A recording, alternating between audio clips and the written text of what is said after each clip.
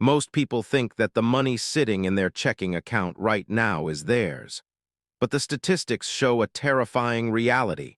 For 60% of Americans, that money is already dead on arrival. It has a knife in its back before they even wake up on payday. If you are spending money first and saving what is left over, you aren't constructing a future of abundance.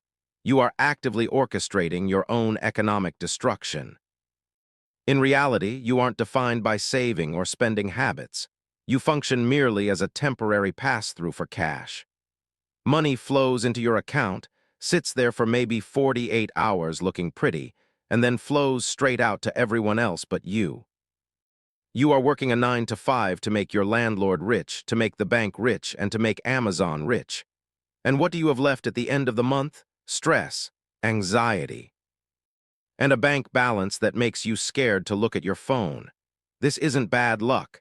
It is a broken system that you are voluntarily participating in. But there is a way to flip the script. It is aggressive, it feels wrong, and it requires you to commit a crime against your own spending habits. You have to rob yourself first. Let's look at the real numbers. I want you to visualize exactly how much this wait-and-see method is costing you. Let's say you take home $4,000 a month. That's a solid paycheck. You get paid on Friday. By Monday, you have paid your rent or mortgage. That's $1,600 gone. You pay your car note $450 gone. You have just survived. But let's look at the red text on the screen. You are sitting there with maybe $300 left in your account. You look at that $300 and you think, okay, I'm safe. I have money left over. Wrong. That is an illusion. An unexpected car repair, a night out with friends, or one impulse buy on Amazon will wipe that out to zero before Wednesday. Now let's run the simulation on the same $4,000 income, but we apply the robbery method. The millisecond that $4,000 hits your account, you commit a felony against your lifestyle. You immediately transfer $600 to an investment account you cannot touch. You just stole 15% of your own income before the economy could get its hands on it. Now you have $3,400 left to survive. Does this feel tight? Yes. Does it feel uncomfortable? Absolutely. But now math dictates that you must make $3,400 work. You are forced to negotiate your rent, cut the subscriptions you don't use, and stop ordering DoorDash. You have created artificial scarcity. This behavior isn't just a bad habit. It is a series of psychological traps designed to keep you poor. Here are the 3 wealth killers destroying your bank account right now. Wealth killer 1, the residue trap. This is the most dangerous lie in personal finance. I'll save whatever is left at the end of the month. This is financial suicide. There is never anything left. Why? Because of Parkinson's law, work expands to fill the time available and spending expands to consume the money available. If you leave $500 in your checking account, just in case, your brain will invent an emergency to spend it. You will suddenly need a new phone case, or you will need to upgrade your streaming subscription. By treating your savings like the residue or the scraps left over after a feast, you guarantee that you will starve.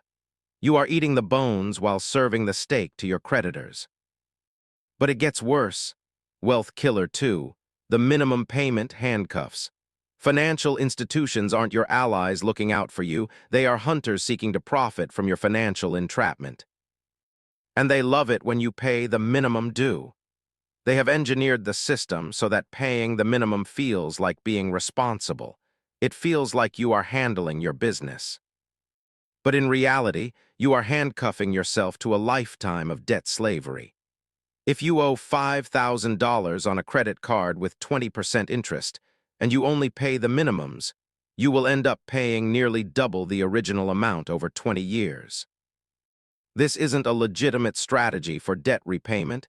It is a demand for financial extortion holding your future hostage.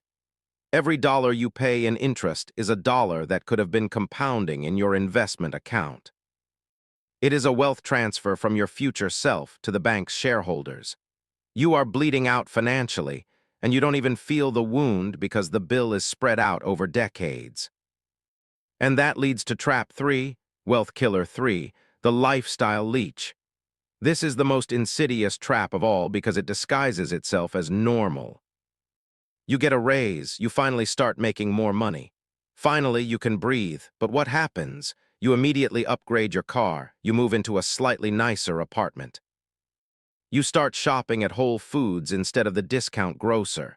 Your income went up, but your necessities went up by the exact same amount. Your net worth hasn't actually improved. You have merely upgraded the price tags on your possessions. You are running faster on a hamster wheel but getting nowhere. This is the lifestyle leech. It sucks up every extra dollar you earn. And if you lose that job tomorrow, you are ruined because your overhead is now stratospheric. Why is it so hard to save money? Why does it feel like you are swimming upstream? Because the entire financial system is designed to turn you into a consumer, not an owner. The banks love the pay-yourself-last model. They love that you spend 99% of your income every month. Do you know why? Because they need you dependent. They need you financing cars, carrying credit card balances, and taking out personal loans. The economy relies on you being a financial junkie, addicted to the dopamine hit of spending money you don't have. When you rob yourself first, when you take that money off the top before you pay a single bill, you are stepping outside the matrix. You are refusing to be the fuel for their machine. They want you to think that keeping money is hard, that investing is complicated, and that you deserve to treat yourself today. They want you broke because broke people are compliant. Broke people have no options. Wealthy people have options. When you have a year's worth of expenses in the bank, you can quit a toxic job. You can tell a bad boss to go to hell. You can take risks. The system hates that. They want you one paycheck away from disaster so you keep showing up to work, terrified and compliant. You have two choices. You can keep running on the hamster wheel, paying everyone else first and wondering why you are always exhausted and broke. Or you can commit to the heist. You can rob yourself first. You can take your money back before the world steals it from you. It is going to hurt. It is going to require you to say no to things you want. It is going to require you to live like no one else now, so you can live like no one else later. But that pain is the price of admission for freedom. Don't let them win. Build your own fortress.